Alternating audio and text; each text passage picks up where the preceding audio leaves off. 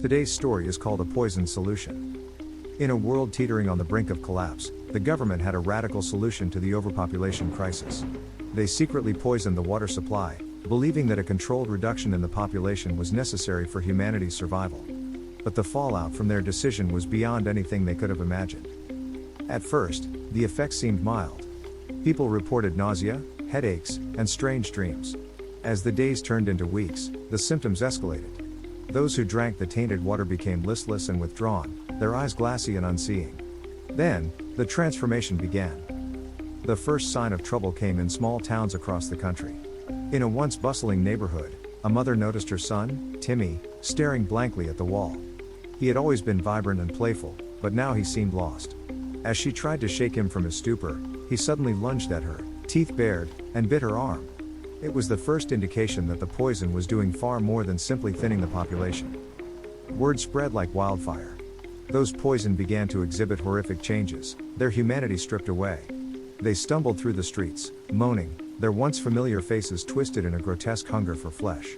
What had started as a misguided attempt to manage resources quickly spiraled into chaos. In major cities, the situation escalated. Entire neighborhoods fell silent as people locked their doors, hoping to stay safe from the ravenous hordes. The government, initially confident in their plan, scrambled to contain the outbreak. Quarantine zones were established, but it was too late. Panic erupted as the infected broke through barricades, overwhelming law enforcement and spreading like a virus. News reports described the carnage. Hospitals overflowed with the injured, but instead of healing, doctors found themselves fighting for their lives. One nurse, Sarah, witnessed the horror firsthand. As she tended to a patient, she turned to find a doctor, once her mentor, lunging at her, his eyes void of recognition. She barely escaped, running through the hallways as screams echoed behind her. As society crumbled, the government convened emergency meetings. Their initial plan had backfired spectacularly. Instead of a quieter world, they had unleashed a nightmare. As cities fell to the infected, they realized they could no longer control the narrative. The public was in chaos, families torn apart, and cities overrun. Desperate, officials considered a new strategy, a mass evacuation of the remaining uninfected to remote areas.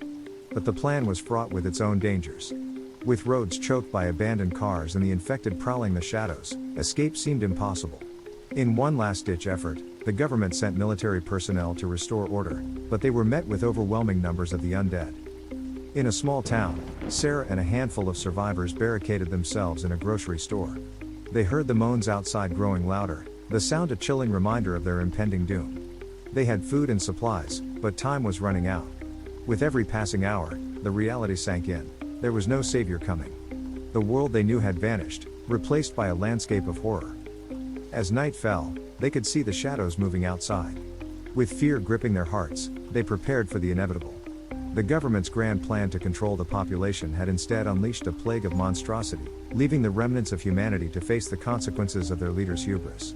In that dimly lit store, the survivors braced themselves for a fight, knowing that in this new world, survival was the only option, and the only question that remained was how long they could hold out against the encroaching darkness. Thanks for watching. If you enjoyed this video, don't forget to give it a thumbs up and subscribe for more content. Let me know what you think in the comments below, and check out my other videos for more awesome content. See you next time.